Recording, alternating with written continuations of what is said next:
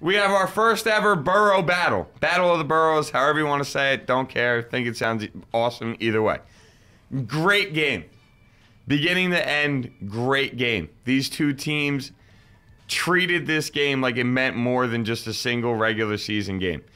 This was a battle for New York City. This was also a battle for first place. With the Knicks win, they pull a full game and a half ahead of the Nets. With the Nets win, they pull half a game ahead of the Knicks. Both teams with the Nets winning are now 9-4. Both teams look pretty damn good compared to the rest of the Eastern Conference so far. I mean, you pretty much have the two of them, the Heat.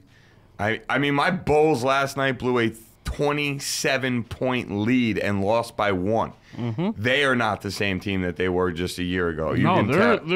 They're missing Rose in a real bad way. I see, and that's the thing. They're missing Rose, but people aren't realizing without Rose last year, they were still 15 games above 500. They're missing Ronnie Brewer. They're missing the Kyle Korvers. They're missing the Omar Zeeks. They're missing all those role players that came in and played the game like it truly, truly mattered. But we can make fun of my Bulls later. I just think when you talk about the Eastern Conference, the Knicks and Nets go right up there with the Heat right now and who's playing the best basketball. What I enjoyed about watching last night was that you saw both these teams going at each other almost like it was a playoff game. And I thought that was awesome. I thought the way they played each other was great. I will say the Knicks not having J. Kidd, me and you talked about this on the ride down, made a difference in last night's game. I think especially in three-point shooting because they did not shoot as many threes last night. They also didn't make the percentage that they've been averaging last night as well. So even though they shot less, they still didn't make. I think with Jason Kidd in the game, it changes the complexion of the game. I think the Knicks win next time they play with Kidd in the lineup. Well, and you also got to keep in mind, with no J. Kidd, that puts more of the point guard responsibilities on Felton, who shot, I think I have it in front of me. Yeah, Felton shot only 3 of 19 last night. And I think part of that is due to the fact that he had so much responsibility with handling the point guard role and not being able to share that with Kidd, that he was having a hard time timing when he needed to be aggressive and a scorer compared to when he needed to run the point. And I think Felton's good enough to do both. He's shown you so far this year that he is good enough to do both. But I think having Kidd there lessens the load on Felton, which in turn makes him a better player. And I don't know if you agree or disagree with me on that one, but I think Felton doesn't need that much of a load of work for him. 3 of 19 shooting, running point almost all night long is really not what he needs to be doing. It's not how he plays, I guess you would say. No. So either which way, I do want to say I thought it was a great freaking game. It was. I mean, listen, overtime, first time since '92 that the Nets have beaten the Knicks in overtime. And like I said in the car, the last time the Nets actually beat the Knicks in overtime, the highest score of the game was Patrick Ewing, and he actually scored 35 points, same as Melo scored last night. Just some comparisons to the games, but hard-fought game against two good teams, two teams that should be playoff teams, for sure. I'd say Hopefully it sets up battles for the future. See, that's what I was thinking. I'm like, this would be an awesome playoff series. I mean, just an awesome, awesome playoff series. But I do want to say, watching this game, that Melo played really, really well. But down the stretch, struggled. I mean, he shot 10 of 16 for the night from the free throw line. But he misses 4 out of his final 8, which is really, you're talking 50% down the stretch, but I'm telling you, that was a sign of how tired he was. Oh, absolutely. He carried this team last night. They've been relying on him heavily lately. He's been putting up a lot of points. He's been playing great, and he deserves some early season MVP, consideration for the way he's played. But it's just too much, and it caught up with him. Especially overtime. Just by the time overtime, you end up playing OT. Just too much wear and tear. Too many minutes. It's a lot of minutes. I don't care how old you are. And this early in the season, I wouldn't be surprised if in the next 2 or 3 games you see Woodson back off of Melo's minutes by a few. Maybe cut him down to 30, 33 minutes a game. I think he's been averaging around 35, 36. Just cut him a few minutes a game. Give him a little extra breathing time. Recharge the battery a little bit. And I think he'll do that in these next few games coming up.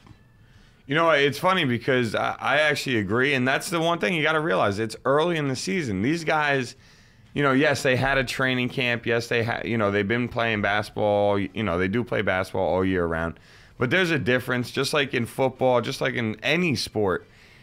It takes a couple weeks of the season to truly get your season legs under you, your agility up, your endurance, your energy level to get out there and play all the time. We talk about this with, we talked about this with baseball and talking about Josh Hamilton and the Texas Rangers, how the season's so long that they take a night off every now and then, or Hamilton checks out and then tries to turn the switch back on, late in the year. And I'm not trying to say that Melo last night turned the switch off in overtime. I'm not even close to trying to say that. No, he just got fatigued. Exactly. I'm just saying, it's 13 games into the year. This was their 5th game in 7 days. Yeah. The man's tired, and it's okay.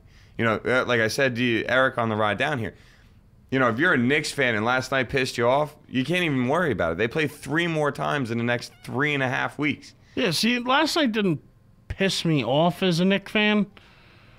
Little depressing, maybe. Little, let down, because I did think they would still win the game. I thought they'd win it pretty easy, but they didn't, and it showed how much this team actually missed Kidd. And even Shumpert, as you said on the ride down, when Shumpert comes back, he's going to be big defensively. It's going to be huge when the Knicks play teams with athletic guards. It's going to be huge because they put him on Rose when they were playing. Oh, and he can guard anybody coming out of college, in the league. That's the thing, is that he was known for his defense. Yeah. As much as he scored points or whatever in college, he came into the league and came to the Knicks with a defensive mindset of the Knicks needed him to step up on that side of the ball. How much do you think Woodson can't wait to get him back? I think he can't. I think you're absolutely right. Just drooling. Because it can only make his defense better. Yeah, and then that also think about it. That takes pressure off of Melo. How about the overtime and they didn't even hit 100 points? I thought that was pretty interesting. Especially with the way the Knicks have been scoring lately. Well, they're 1-2 in defense this year. Right now, the Nets and but the I was Nets just surprised with the way that they've been scoring, and even with Melo's fatigue, that the Nets didn't even though they won, winning the game, didn't even hit 100 points. Yeah. Even with the overtime period. So, good game. Look forward to more in the future.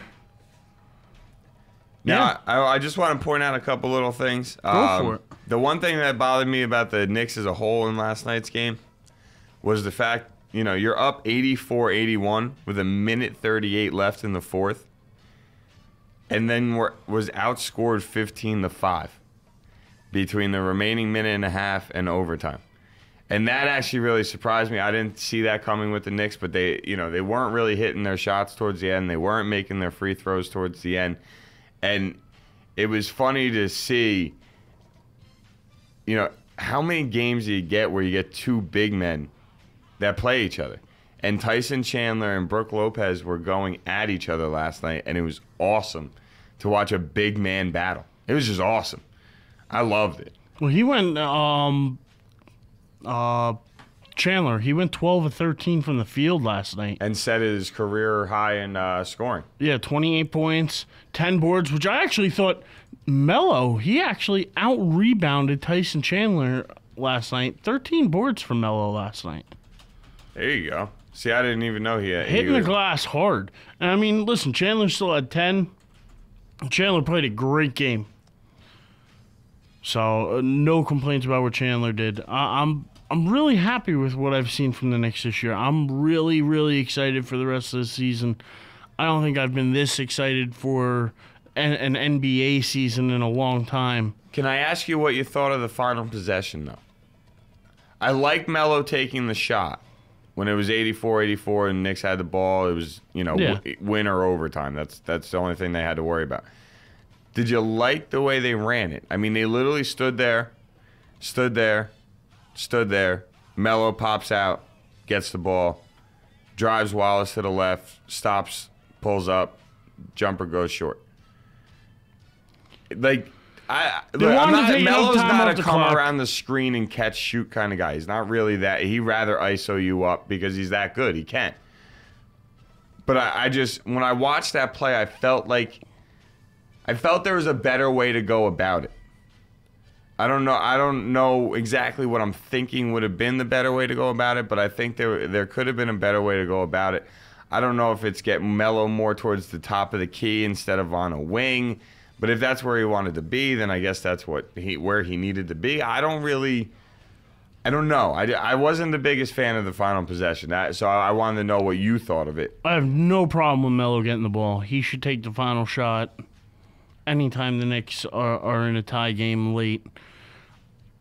I don't have any issue with that. I don't really have any issue with the way the play was run.